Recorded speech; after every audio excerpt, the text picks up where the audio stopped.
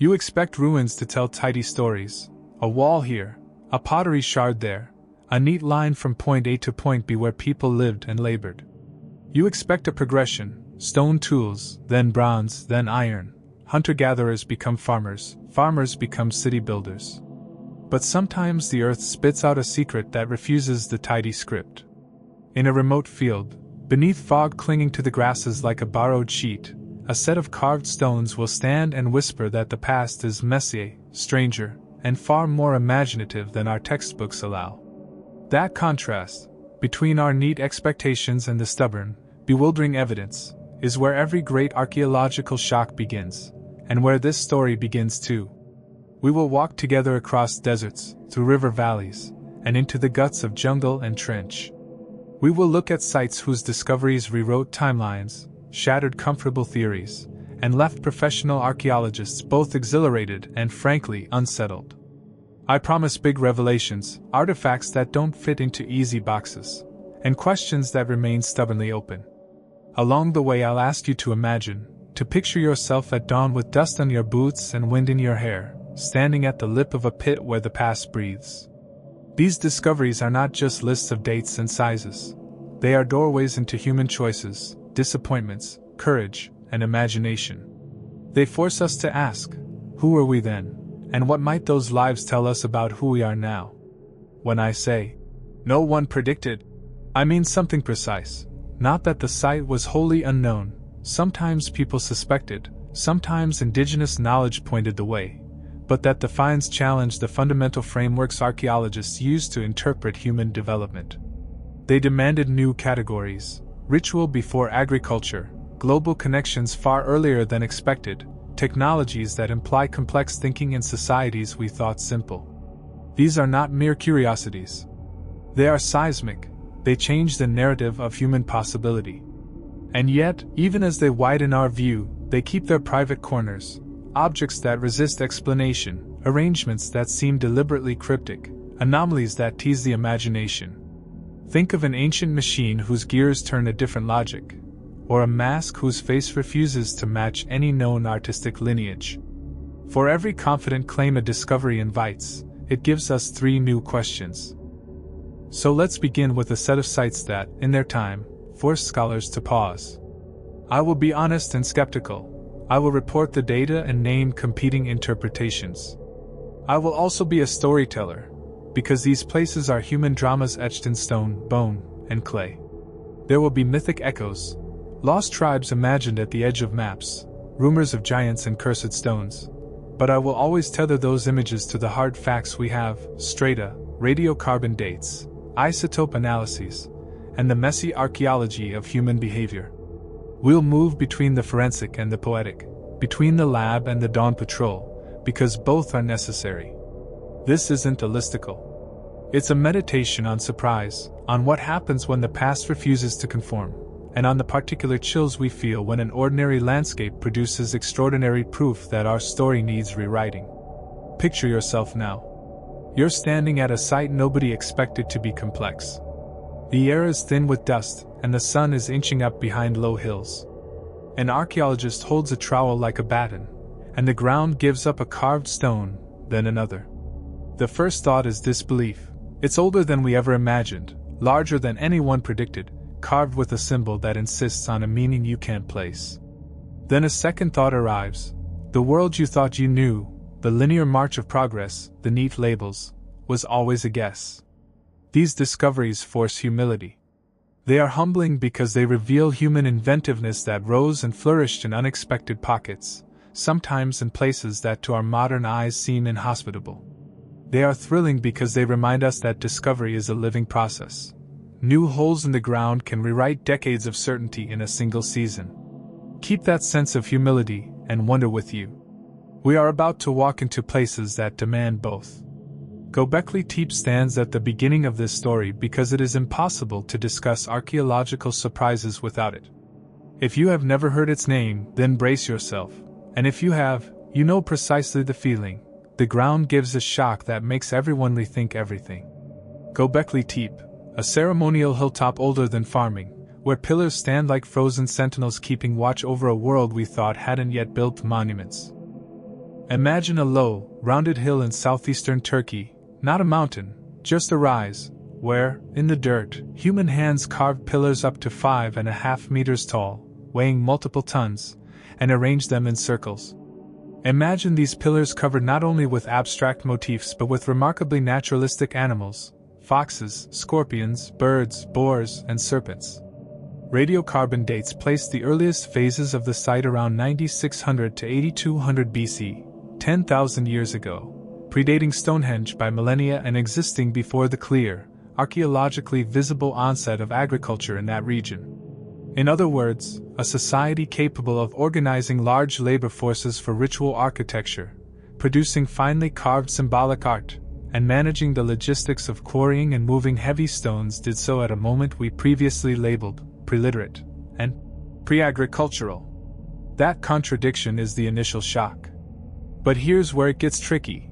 How do we square monumental architecture with a supposedly small, mobile population? One camp says Göbekli Tepe was a pilgrimage center, a place where scattered bands gathered seasonally, bringing an intensity of ritual that could justify the labor. Another suggests it marks an early phase of sedentism. The apparent absence of farming debris in early layers may be a matter of preservation or sampling bias. Yet another interpretation proposes that ritual investment preceded agriculture. That is, communal efforts to build a social glue may have been a necessary precursor to the stable settlements required for farming to take hold. The pillars themselves bear glyph-like marks and human-animal hybrids that complicate interpretation. Were these totems of clans, mnemonic devices, or mythic beings from a now-lost religion? Did they represent ancestral spirits, territorial markers, or encoded astronomical knowledge? You can hear the debates in the literature. Some scholars point to the carving of foxes and scorpions as purely local mythic references. Others trace stylistic echoes to broader Near Eastern symbolic vocabularies. The measurements are specific: pillar diameters, trench depths, soil stratigraphy, but the meanings remain speculative. And then there is the practical question: how did they move such stones? The nearest quarries are not always close, and the manpower required implies a level of organization and leadership we didn't expect for that period. Were there proto-chiefdoms? Or simply charismatic ritual leaders who could convince many hands to work for a shared symbolic end? The social implications are enormous because religion, social structure, and economic organization are entangled. Massive communal architecture implies either surplus resources or an intensification of cooperative labor motivated by spiritual urgency. Imagine the scene at dawn. Picture yourself walking the foggy trail at dawn toward the hill, drums in the distance, the smell of wet earth as people arrive, carrying offerings. The sensory detail is intoxicating and also instructive. Ritual produces the social conditions for monumental labor, and monumental labor reinforces ritual. Still, for all the evidence about the pillars and their artistry, the everyday stuff, houses, stable agricultural fields, domestic refuse, remains minimal or ambiguous in the earliest levels. We still don't know whether the architecture caused social change, or whether social change created the conditions for that architecture, or whether the truth lies in a feedback loop neither model fully captures. There are mythic pieces that have accrued around Göbekli Tepe as well. Stories told in the popular press about lost temples, ancient priests with forbidden knowledge, even hyperbolic claims of giant builders. These are sensational, and most are speculative excesses. But they signal something important about how humans process unexpected evidence. We reach for myth to fill gaps. In scholarly contexts, that impulse becomes rigor, hypotheses, testable predictions, stratigraphic sampling. Both modes are human and necessary. When the excavator brushes the stone and sees an animal rendered with a clarity that suggests shared iconography, it's tempting to imagine mythic narratives. Perhaps the builders told stories under stars that explained migration, weather, and the relationships between humans and animals. To be fair, a carved boar or scorpion is not direct proof of cosmology, but it is an intimate fingerprint of meaning. It tells us what these people cared to depict, what they found significant enough to immortalize in stone. Picture yourself at night, stars overhead, the stone pillars silhouetted. Now let the mind wander to what myths might have been told in that dark, what songs trace the memory of hunts and births. That invitation to imagine is essential. Archaeology provides the objects. We supply the human heart that animates the past. Even the technology of carving is a riddle.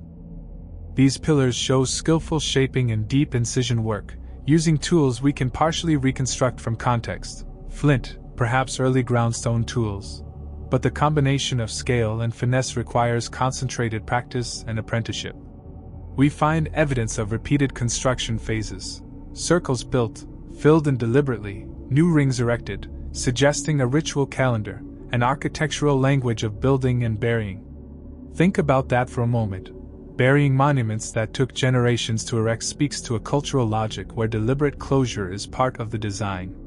Why entomb these great circles? Some argue closure was part of the ritual, like a cycle of use and renewal. Others think political dynamics shifted and new elites repurposed the landscape. Still, the presence of intentionally buried circles complicates simple functionalist explanations. It becomes less about, we built a temple, and more about, we enacted a long, deliberate sequence of behavior through construction and burial. So we are left with a series of open-ended, resonant questions. Who organized the labor? What kind of communities visited this place? What social values warranted such massive, repeated investment? And what did the iconography mean to the people who carved it? There is a particular sorrow in archaeology.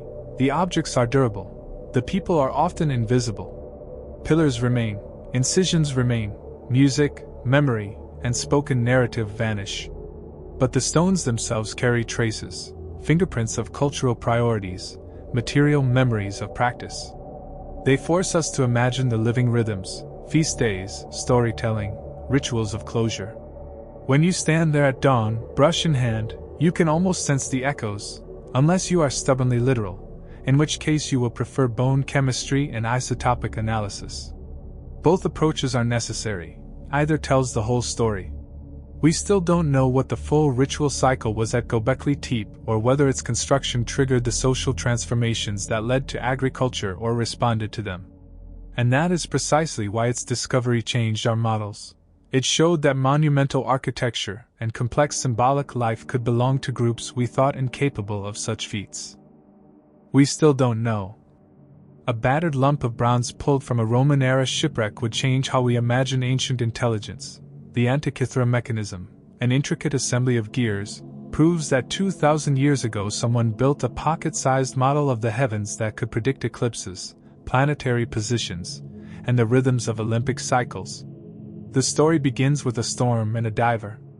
In 1900, a small band of sponge divers sheltering near the island of Antikythera, between Crete and the Peloponnese, found, entangled among the wreckage of a sunken cargo, a corroded mass of bronze and wood. They hauled up statues, jewelry, glass, coins, and a weirdly complicated lump that, to most eyes, looked like a crust of metal eaten by the sea. It took decades for anyone to realize that particular lump contained more than corrosion. Hidden inside it was a compact, exquisitely designed arrangement of gears and inscriptions. Over the course of the 20th and 21st centuries, X-rays, CT scans, and painstaking scholarship peeled back the corrosion to reveal a device of surprising complexity, at least 30 interlocking gears, an output dial system that displayed the motions of the sun, moon, and 5 known planets, and inscriptions that read like the operating manual for a machine. The mechanism's fragments now occupy the National Archaeological Museum in Athens, where they sit like clues to a technical lineage we had not thought to expect in the Hellenistic world. Here are the hard details that caused the first tremor across multiple disciplines. Radiocarbon and stylistic contexts place the mechanism within the Hellenistic period, roughly the 2nd to 1st century BC, with many scholars favoring a date in the 150 to 50 BC range. The ship itself likely sank sometime in the 1st century BC while carrying a cargo of luxury objects, perhaps plunder from the eastern Mediterranean or Anatolia destined for Roman collectors. The reconstructed casing of the mechanism, from the fragmented wood and bronze plates, suggests an object roughly the size of a thick book. Estimate dimensions of the original device at about 34 by 18 by 9 centimeters, dense with gear trains and calibrated dials. The largest surviving gear is approximately 13 centimeters, about 5 inches, in diameter, and CT imaging revealed epicyclic gearing, nested gears that allow one shaft to rotate around another, to model the irregularities of lunar motion. That level of mechanical sophistication was previously undocumented centuries earlier than comparable gear-driven devices in medieval and Renaissance Europe, forcing historians of technology to confront the uncomfortable fact that the ancients had mechanical know-how they rarely described in surviving treatises. But it is the function of the mechanism that riveted minds.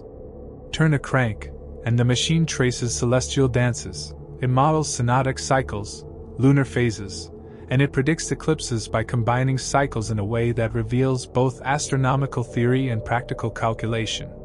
Inscribed legends around its dials instruct the user and label the scales, Greek lettering, arcane annotations, lists of eclipse types and calendar mappings. There is even an indicator for the 4-year athletic cycle, useful for predicting the timing of games like the Olympics, suggesting the device blended practical civic scheduling with cosmological forecasting. Imagine an ancient scholar or a seafaring captain consulting such a compact cosmos to plan voyages, schedule religious observances, or prepare for predicted lunar and solar phenomena. It flips the script on common assumptions that the ancients used only observation and mental arithmetic. The Antikythera device mechanized knowledge in a way that looks eerily modern. Now, let's be fair, the device did not emerge from nothing. The Hellenistic world, Alexandria, Pergamon, Rhodes, was already a crucible of mathematical and mechanical inquiry. Names like Archimedes and Hipparchus loom in the background. Manuscripts describe levers, pulleys, and mechanical automata. But until the mechanism study, no surviving object matched the device's miniature complexity and precise gearing. Here's where it gets tricky. Does the existence of one such machine imply a broader tradition of mechanical craftsmanship and instrument making that has vanished, or was it a unique masterpiece? An extreme expression by an inspired engineer whose lineage left few physical traces? Some scholars argue for a lost tradition.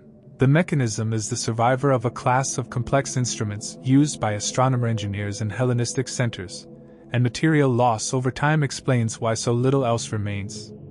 Others suggest it might be an isolated masterpiece, perhaps the product of a single workshop with access to extraordinary expertise and patronage. The epicyclic gearing and the quality of the inscriptions hint at professional instrument makers, maybe even specialists attached to intellectual institutions. Still, without more artifacts of similar sophistication, we must negotiate the tension between extrapolating a tradition and recognizing unique genius. We still don't know which is closer to the truth. The shipwreck context complicates the story further. The vessel that carried the mechanism is a snapshot of a single moment, a cargo manifest frozen by disaster. Along with the device, divers recovered statues and luxury goods, the kinds of objects coveted by the Roman elite. Some propose that the mechanism was part of a private collector's library, a precision instrument being transported as a valuable curiosity, perhaps bound for an elite patron in Italy. Others interpret the cargo as a scholarly consignment, textbooks and tools moved between intellectual hubs. Still another theory casts the mechanism aboard a merchant ship as portable instrumentation for navigators or surveyors. The presence of unique objects aboard that particular ship may reflect the taste of private collectors at a time when Greek scientific artistry was an exotic and marketable commodity in Rome. Each reading yields different socio-economic implications. The presence of a complex instrument on a trading ship suggests the commodification of knowledge. If it was being moved between institutions, it indicates networks of scholarly exchange across the Mediterranean. But the archaeological record alone, the ship's scattered finds, the ship's hull fragments, the exact placement of items, cannot conclusively distinguish among these narratives. We still don't know the mechanism's original owner or its exact route to the seabed. Equally vexing are the philosophical and educational implications. The Antikythera mechanism forces us to ask how ancient technical knowledge was transmitted. Its inscriptions imply a documented theory of motion. Its gearing implies machining tolerances and metalworking skills. Could such precise gearing be produced in a workshop that also cast statuary and produced coins, or did it require a distinct artisanal niche, lathe work, careful gear cutting, and calibrations akin to horology? Some researchers point to textual hints, references to devices and automata in ancient literature, as indirect corroboration of a technological niche. Others emphasize the lack of surviving tool records. We have documents describing mechanical principles, but few practical manuals on gear cutting. The mechanism's existence suggests that either such practical knowledge was largely transmitted orally and kept within workshops, or that written treatises on practice were lost or considered proprietary. The irony is that the machine's survival sheds light on a black box of lost expertise while simultaneously leaving most of that expertise in the dark. We still don't know the full chain of craft knowledge that produced it. Now, let me draw you into the scene of reconstruction, because the archaeology of the mechanism is not only a tale of a device but of modern scholars assembling a mind across 2 millennia. Picture yourself in a dimly lit laboratory, CT slices scrolling across a screen, each grayscale image resolving layers of corroded bronze, interlocking teeth, circular plates, pockets where wooden pegs once held a case together. The conservator holds a fragment between gloved fingers. You can smell the mineral tang of the sea and the plastic of modern lab equipment. At first glance, the fragment's read as a jumble of shapes. Then a gear tooth aligns with the CT datum.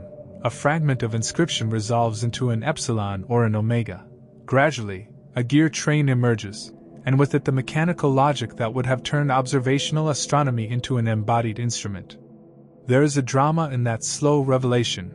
Technique meets imagination, and centuries of silence yield a voice. That voice tells us that ancient people created tools to reduce complexity, mechanical metaphors for the heavens, and to make pattern legible in a world where sky and calendar held civic power. There are also paradoxes in what the mechanism represents for human scale and agency. On one hand, it is a handheld cosmos, the universe compressed into a bronze box, manageable by a single person turning a crank. That compression has metaphoric resonance. The ancients wanted to hold the heavens in their hands. On the other hand, it reveals communal dimensions. Calendars govern communities. Eclipse predictions and festival timing have political and religious consequences. Creating a machine to calculate these things is not the act of a solitary calculator alone. It is an investment in governance, ritual timing, and shared knowledge.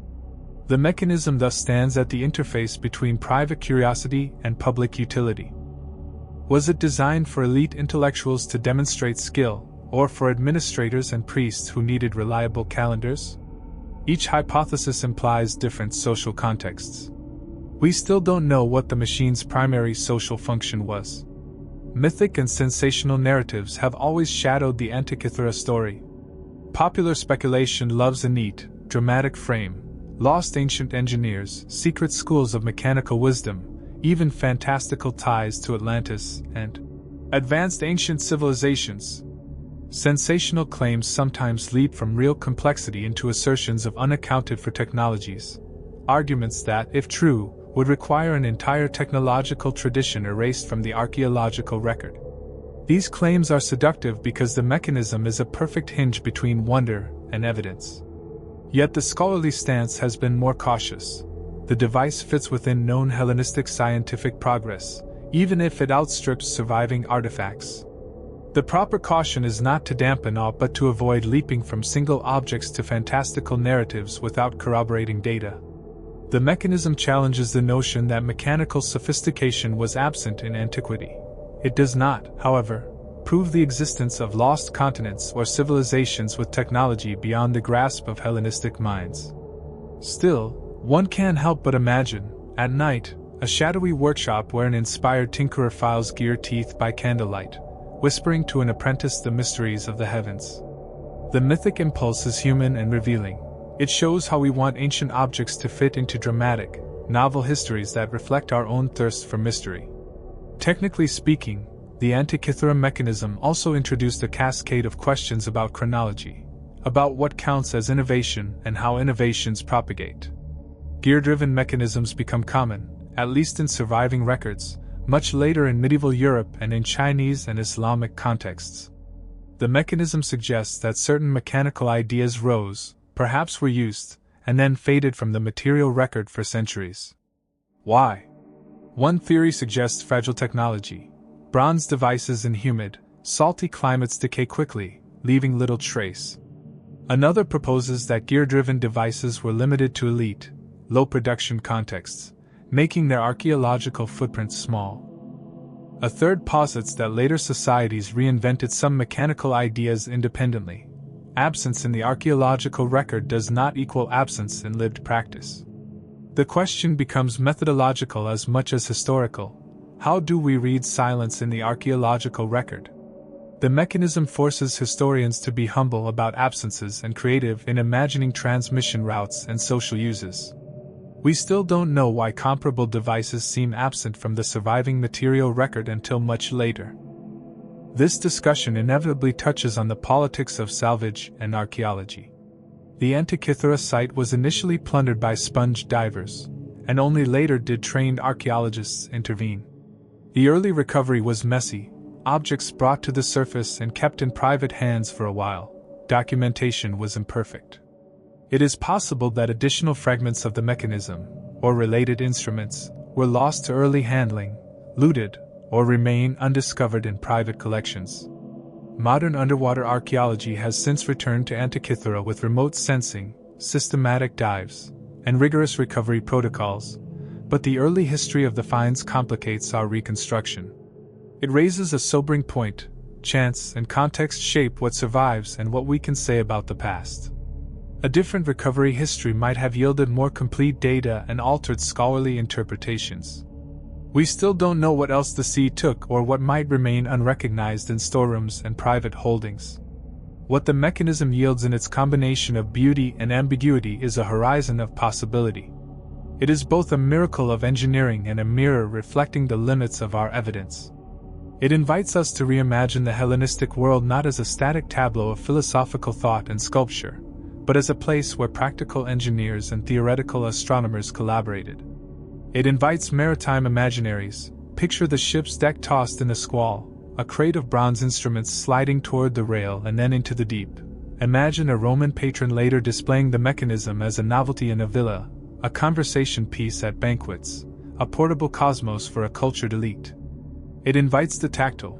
Feel the crank turn under your hand, hear the click of gear teeth, and see the little indicators slide across a calibrated dial to mark an eclipse centuries away. And all of that invites the reflective.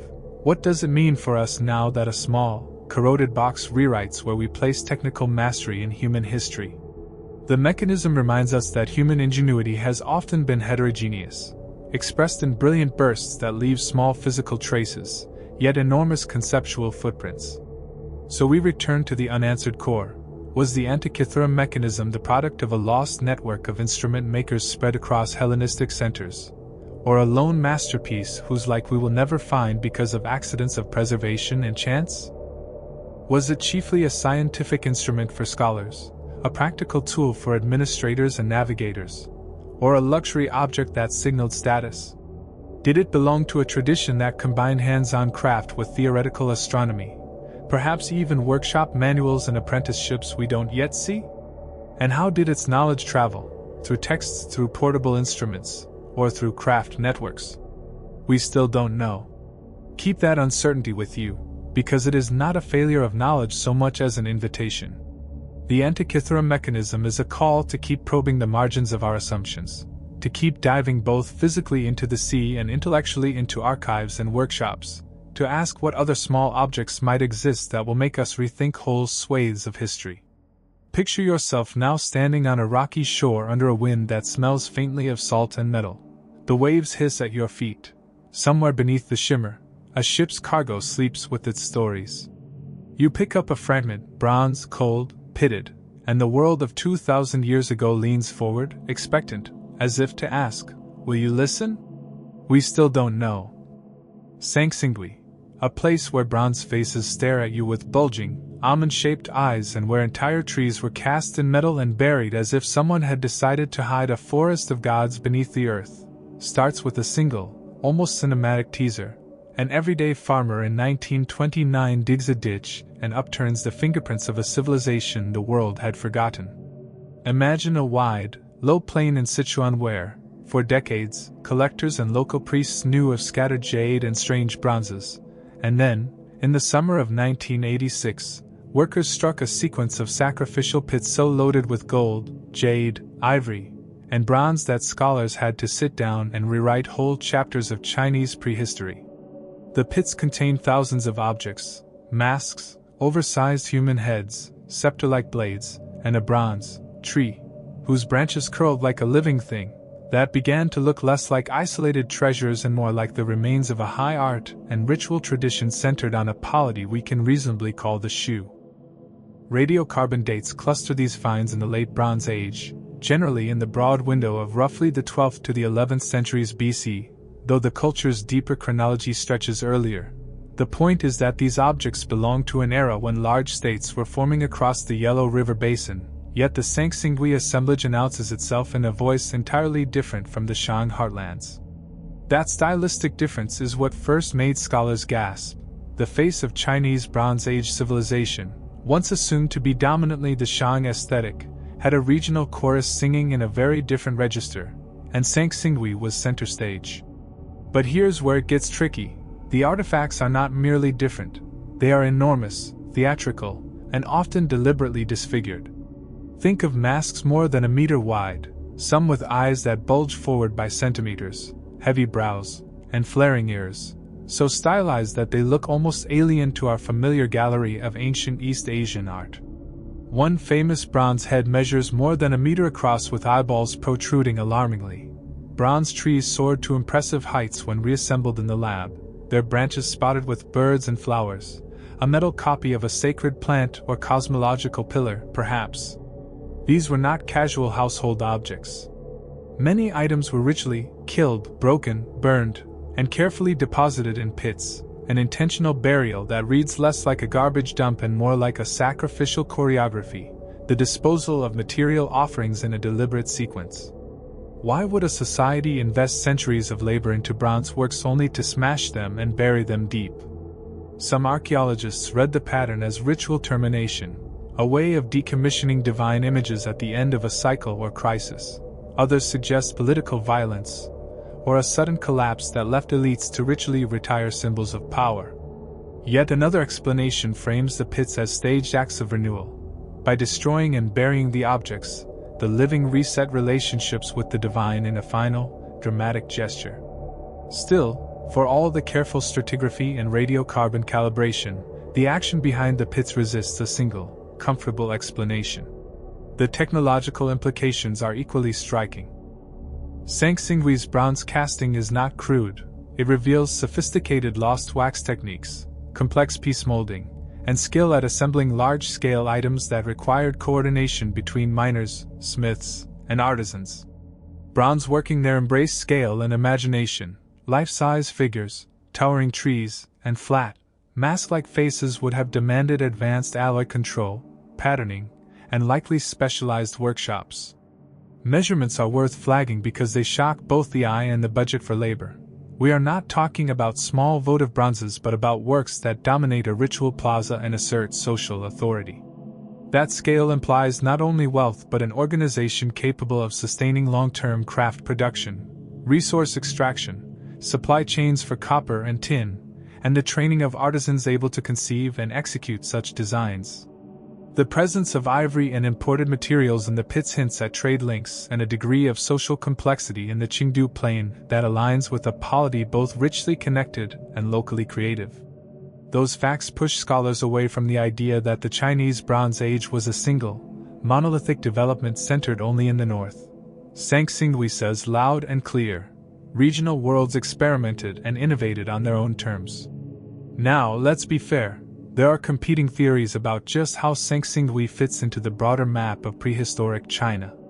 One approach insists Sanxingdui represents a local, autochthonous development. The Shu people, adapting to the fertile Qingdu plain, built a distinct visual and ritual language internally, only later to be absorbed or overshadowed by states to the north and west.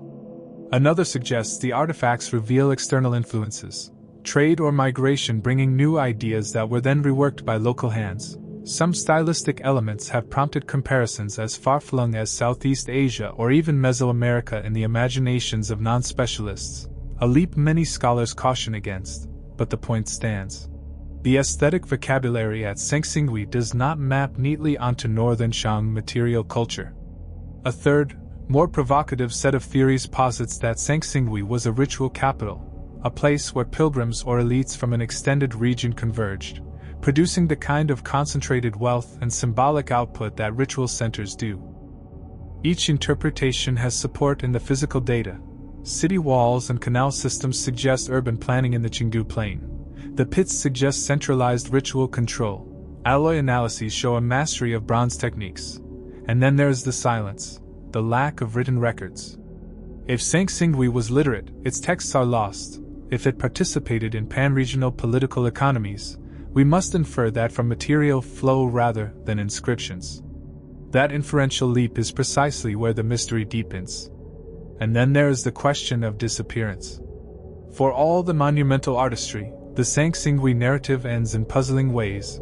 The site was apparently abandoned at some point in the late Bronze Age, and the pits, those deliberately arranged deposits, appear to precede a period of decline. Why did this extraordinary cultural expression cease?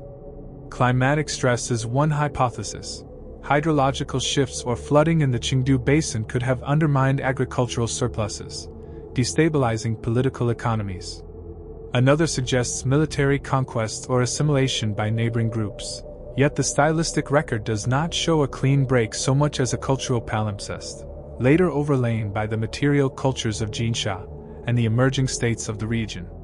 Some scientists have looked to tree ring and sedimentary records for environmental stresses contemporaneous with the pit deposits, but causal linkage remains debated. The image is haunting.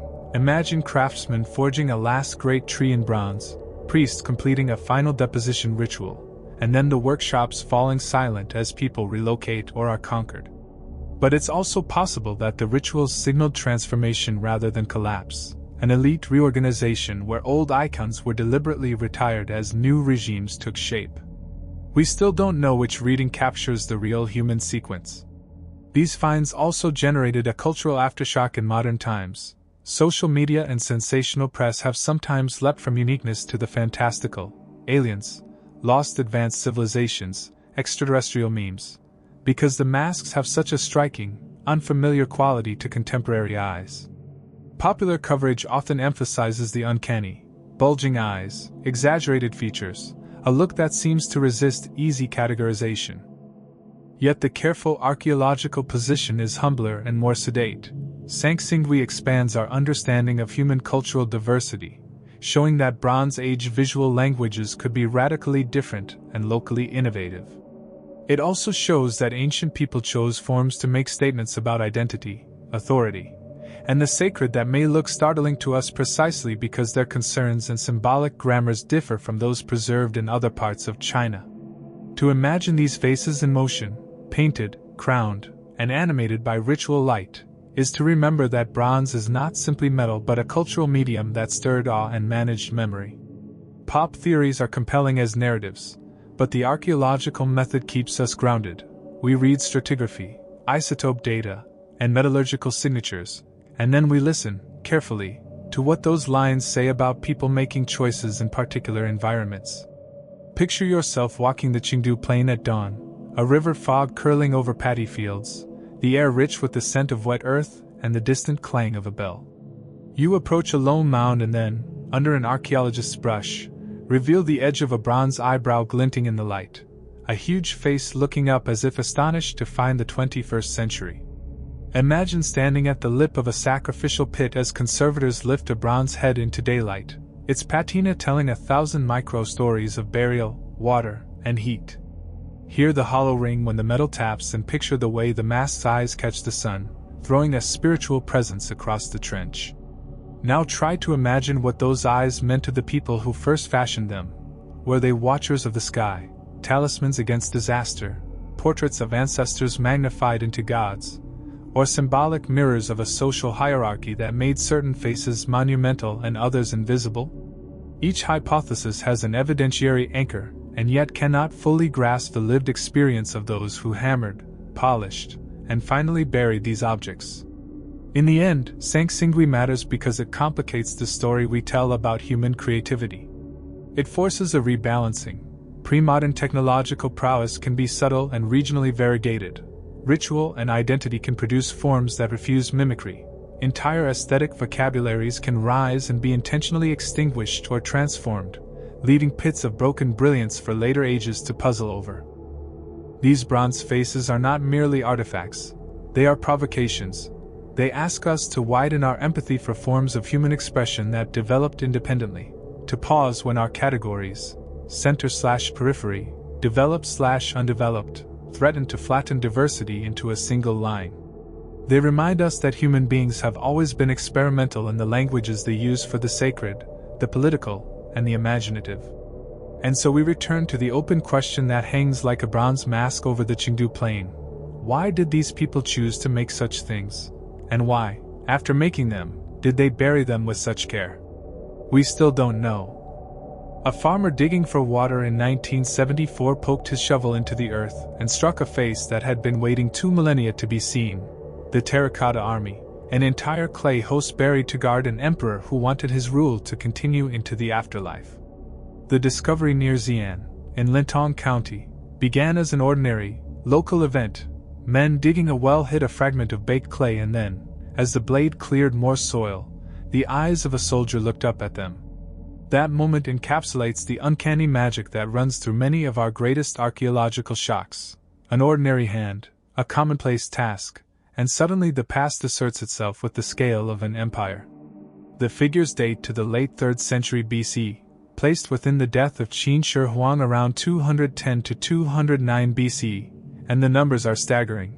The site's 3 main pits alone contain thousands of figures. Estimates commonly suggest more than 8,000 soldiers, plus chariots and horses, each life-sized and individually modeled in a fashion that mimics rank, armor, and stance. This is not a funerary vignette so much as an entire ceramic mobilization meant to mirror, in clay, a world of imperial power. But here's where it gets tricky. For all the apparent clarity, this is the funerary army of China's first emperor. The site raises as many practical and moral questions as it answers. The mausoleum complex appears to have been designed as a microcosm of the empire. Tiled avenues, mock rivers reported in ancient sources to be filled with mercury, and a sealed tomb chamber that modern conservators dare not open for fear of destroying delicate surfaces. How much of what we think we know comes from later textual accounts, Sima Qian and other historians, and how much comes from the earth itself? The terracotta figures show workshop practices that were industrial in scale yet deeply artisanal in finish. Modular manufacture where heads, torsos, arms, and legs were fashioned separately and assembled, then individualized with facial features. Detailed pigmentation applied to many statues that has since flaked away after exposure. And weapons and harnesses that suggest an intent to simulate an actual military force. Measurements are telling. Pit 1 alone stretches some 230 by 62 meters with 11 corridors housing ranks of warriors organized by frontage and function. The material evidence underscores ambition, massive labor, conscripted skills, and logistical planning measured in decades rather than years. The social implications of that scale are unsettling. Traditional histories claim hundreds of thousands, even 700,000 laborers, worked on the mausoleum over decades. Numbers that attest to the coercive capacity of early imperial power and to a state apparatus able to mobilize vast resources. Archaeologists have since unearthed graves thought to be workers' burials, and genetic and osteological studies hint at diverse geographic origins for the laborers. People moved across regions to construct the necropolis, perhaps bound by conscription or economic pressures. Those grim logistics dovetail with ethical dilemmas. How much of this monument represents wonder and technical virtuosity, and how much represents the human costs of empire building? The terracotta figures themselves display a humanizing variety, different faces, individualized coiffures and expressions, which suggests that even within a system of coerced labor or strict hierarchy, individual artisans left traces of identity on their work. Imagine the hands that pinched clay into lifelike ears and carved an off-kilter smile. 1,000 nameless artisans signing tiny variations into a vast imperial project. Still, for all the forensic detail about manufacturing techniques and worker cemeteries, we must remain cautious in leaping from objects to social structures. Does a long, complex construction project always mean mass coercion, or might it also indicate systems of specialized labor, patronage, and professional craft networks? The evidence supports multiple strands, and we still don't know the precise balance of force, voluntary labor, and artistic initiative that produced this army. Technically, the work speaks of both standardization and surprising individuality. Workshops appear to have used assembly line methods, a level of modular production that allowed for mass output, while artisans then individualized faces with astonishing diversity. Some figures are taller, some shorter, rank indicated by height and armor detail. Generals are sculpted with a different prototypical bearing than foot soldiers. There's evidence of elaborate painting that, upon excavation, excited researchers because early restoration revealed vivid pigments, reds, greens, blues, applied with lacquer that preserved color until sudden exposure caused it to flake away. Conservationists learned a hard lesson about preserving in situ pigments, which is one reason the central tomb mound remains sealed. When the terracottas were first lifted, the lacquer-covered paints deteriorated rapidly, teaching modern archaeology about the fragility of context. The design of the pits themselves, wooden roofing, brick paving, and the spatial choreography of figures shows an intent to simulate a real, ordered military force arrayed to protect the emperor from the east. That spatial logic speaks to an ideology of power translated into ceramic form. The afterlife, too, was to be militarized and administered. Yet even as we measure ranks, widths, and the heights of helmets, interpretive questions remain. To what extent were these figures symbolic versus functional in ritual terms? Were they meant to literally accompany the emperor as allies, or to represent an idealized imperial order for the living to witness during ritual performance? We still don't know. Then there's the riddle of preservation and the modern politics of display. The initial discovery was local and immediate, farmers and nearby towns, but the subsequent excavation and curation became a national project. The site rapidly became a symbol of modern China's connection to an ancient, unified past, an image of cultural continuity that the state and scholars alike could mobilize. A museum complex now shelters the pits beneath roofs, an effort to protect fragile remains while allowing public viewing. Even today, excavations continue in phases, paced by conservation concerns and the desire to learn more. New figures occasionally emerge as teams open fresh trenches. The politics of which artifacts travel and which remain at home. Many nations request loans, but only a few life-size terracottas are permitted to leave China at any one time, reminds us that archaeology doesn't live in a vacuum. Discoveries become diplomatic tokens, cultural ambassadors, and occasionally sources of international contention. The art world, curators, and museums must balance public hunger to see wonders with the scientific imperative to protect fragile contexts. That balancing act shapes how we, and future generations, experience and interpret the site. We still don't know how much more lies buried, simply waiting for the careful conditions in which their paint will survive, or whether opening the central tomb is an ethical and practical line we are not ready to cross. The Terracotta Army also accumulates myth in ways that speak to the human hunger for narrative closure. Ancient chroniclers told stories about mercury rivers and booby-trap chambers. Modern thrillers have imagined sealed palaces, booby traps, and treasures that could rewrite history. Popular imaginations take the elements, the sealed tomb, the uncanny lifelikeness of the figures, the scale of the project, and supply endings. Were artisans in tune with their work to preserve secrets? Did the emperor seek immortality through elaborate mechanical substitutes for governance? Such myths are culturally instructive. They expose anxieties about power, secrecy, and the ethics of preserving the dead. But a sober archaeological posture keeps us anchored. The physical evidence, ranks and armor types, pit architecture, pigment traces, gives us windows into production and ideology without necessarily confirming fanciful tales. Still, in the quiet moments when a conservator lifts a clay hand into daylight and brushes centuries of soil away, it is natural to imagine the clay warrior as more than clay, as the embodied anxieties of an emperor who standardized weights, measures, scripts, and the code of an empire, anxious to make his dominance endure beyond death.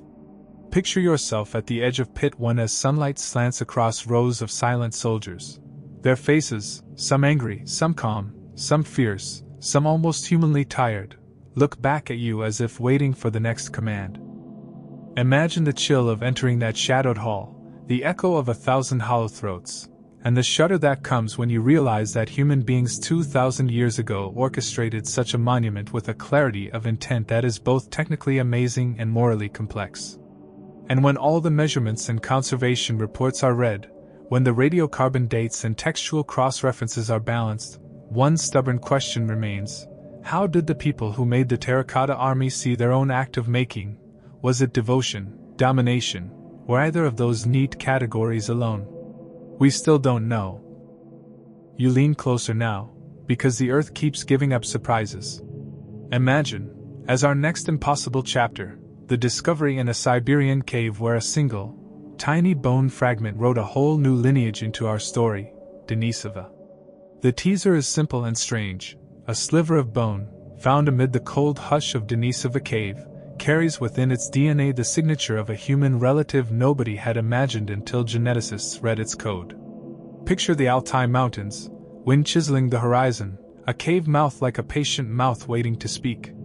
In the early 21st century, archaeologists and paleogeneticists coaxed ancient DNA from a finger bone and a tooth and discovered sequences that did not match Neanderthals or modern humans. The dates cluster across tens of thousands of years. Denisovan DNA appears in layers roughly 100,000 to 30,000 years old, suggesting a population that overlapped with other hominins but kept distinct genetic hallmarks. The tissue of the discovery is small, but its implications are tectonic. It shows that our human family tree has branches we could not see by bones alone, and that those branches interleaved and mixed in ways more intricate than the linear models taught in schoolbooks. But here's where it gets tricky. The physical record of Denisovans is scant: a few bones, a tooth, a bracelet fragment, a handful of voices in the archive of the deep past. Yet their genetic voice is loud. Modern populations in Oceania and parts of Southeast Asia carry Denisovan-derived DNA in surprising quantities, hinting at ancient interactions and migrations we are only beginning to map. Some modern Papuan peoples carry up to 5% Denisovan ancestry. East Asians exhibit measurable but smaller contributions. Now imagine what that means: gene flow across vast landscapes, encounters and intimacies between groups that left little other trace. Competing theories scramble to map these interactions. One suggests multiple admixture events as modern humans spread through Eurasia and met various archaic groups. Another posits more localized Denisovan populations with wide-ranging cultural or mating networks that touched many later peoples.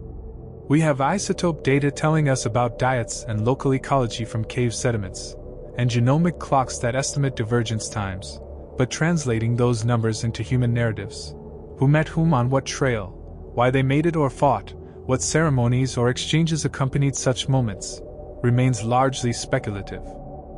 We still don't know what Denisovans looked like in life, how they organized kinship, or how their languages, if any, sounded.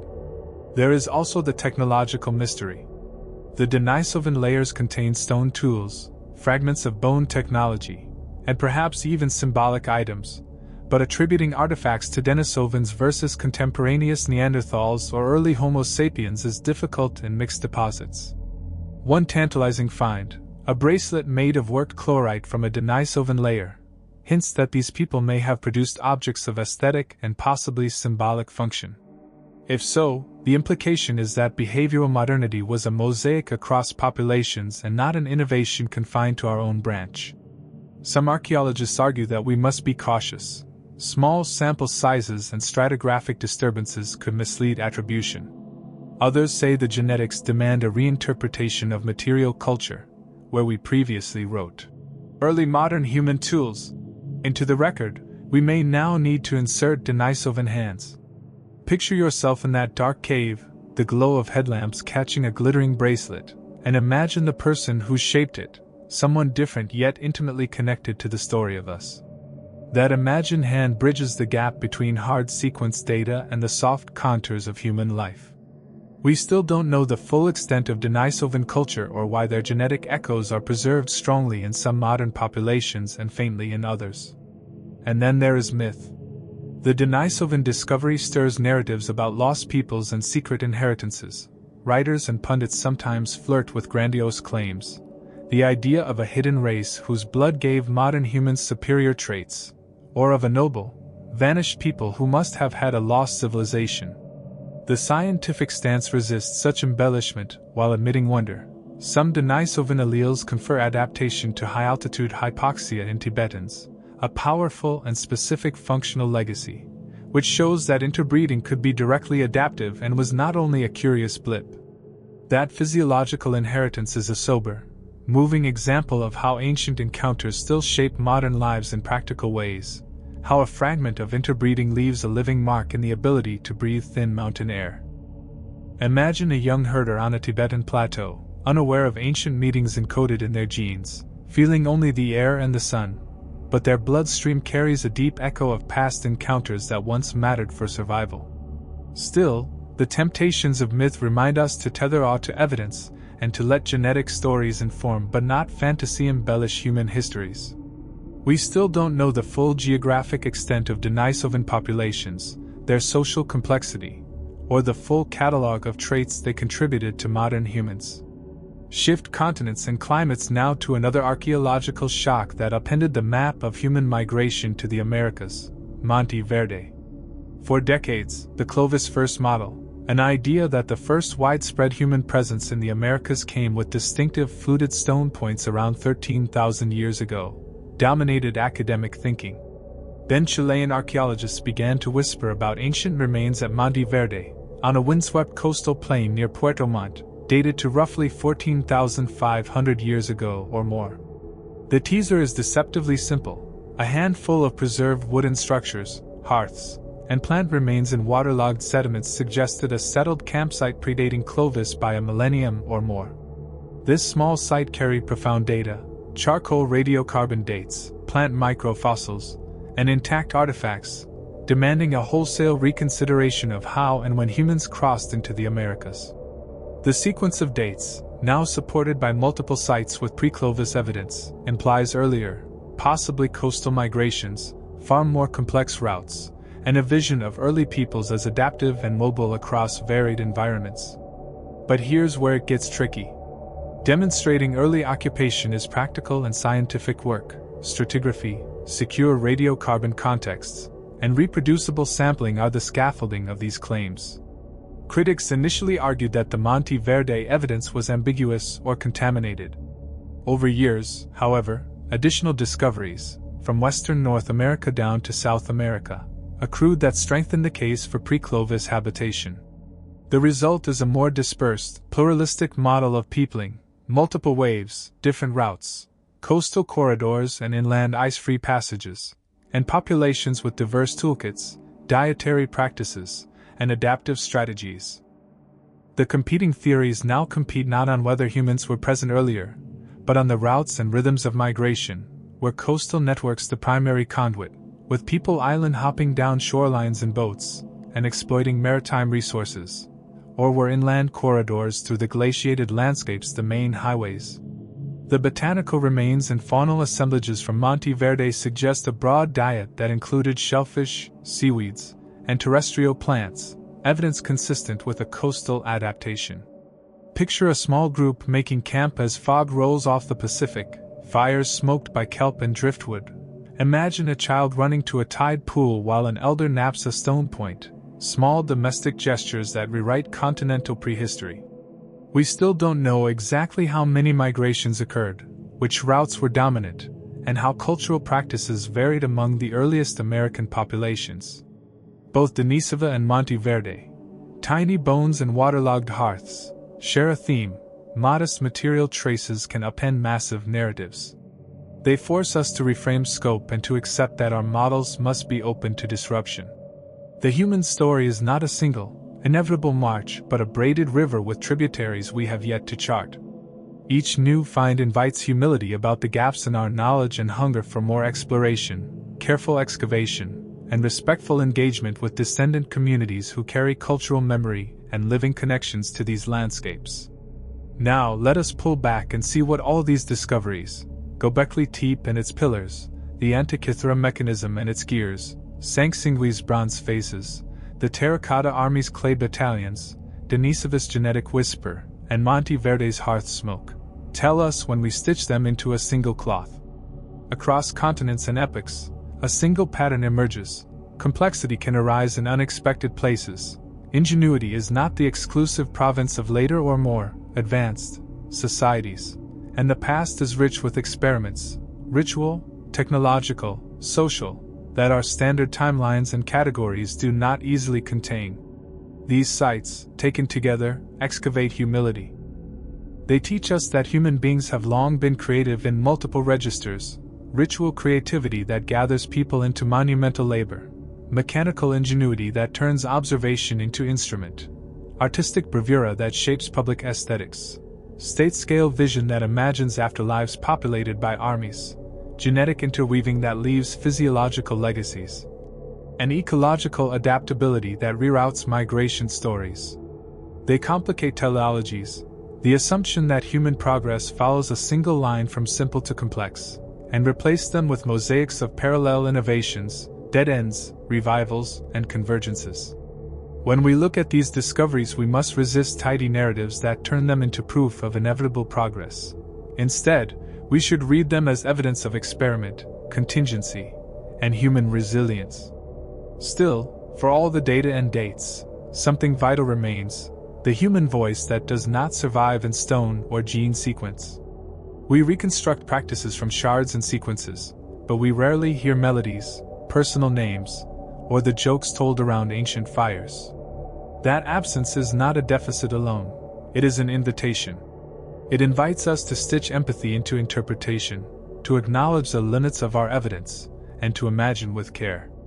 Picture again Göbekli Tepe at dawn, the pillars like memory-sculpted lungs inhaling a ritual breath. Imagine the Antikythera crank turning in a scholar's hand, a private cosmos under touch. Feel the glow of molten bronze at Sanxingdui as figures are born from heat and hammer. Stand in the shadow of rows of terracotta soldiers whose silent faces hold 1,000 small acts of workmanship. Feel the genetic echo of Denisovan blood in a Tibetan breath. Smell the smoke of Monte Verde's hearth and the taste of a prehistoric stew. Each image collapses distance and humanizes the fragments we study. These discoveries also teach a practical, ethical lesson about how we search. Chance still matters. A farmer's shovel, a storm-revealed cave floor, a sponge diver's net, and yet method matters too. Context, careful recording, and interdisciplinary collaboration between archaeologists, geneticists, conservators, indigenous communities, and local stakeholders transform chance into knowledge. The Antikythera mechanism required X-rays and engineering minds. Denisova demanded ancient DNA labs. Sanxingdui and the Terracotta Army needed meticulous conservation and an awareness of political economies. Monte Verde required geoarchaeology and botanical expertise. The lesson is procedural and profound. Archaeology today is an act of many hands and specializations, and responsible practice respects the living communities connected to sites, the fragile materials we unearth, and the uncertainties intrinsic to reconstructing lives. We still need to refine protocols for returning artifacts, for co-designing research with descendant groups, and for balancing public fascination with ethical stewardship. Finally, there is the emotional payoff: why these mysteries grip us. They do not only change timelines, they change how we imagine human possibility. They expand our sense of kinship with people who, despite differences of era and place, shared fundamental questions with us: how to understand the sky, how to honor the dead, how to craft meaning with metal and clay, how to survive and thrive in new lands, how to love and mate and gamble, how to fashion tools that multiply our reach. In those shared human projects we see a mirror. The ancient pillars, gears, masks, and soldiers reflect our own combination of curiosity, devotion, hubris, and tenderness. The discoveries are moving because they reveal continuity, not sameness, but a relentless, inventive humanity. Picture yourself standing at the mouth of a trench as sunrise spills over the earth, the site oil-black and damp. Imagine the archaeologist who brushes away the soil to reveal a shard with a fingerprint pressed into the clay, a human fingerprint 2,000 or 10,000 years old. That touch across time is the sharpest emotional chord of all. So where does this leave us? With more questions than answers, and that is precisely the point. Archaeology is not about final chapters so much as open invitations, to listen carefully, to test rigorously, to imagine responsibly, and to remain astonished. Each new find is a challenge to our categories and an opportunity to widen our empathy. The discoveries we have traced, monumental, mechanical, sculptural, genetic, and hearthside, are emphatic reminders that the human past is not a settled museum. It is a live conversation we inherit and continue. Keep digging, some secrets still lie just beneath your feet.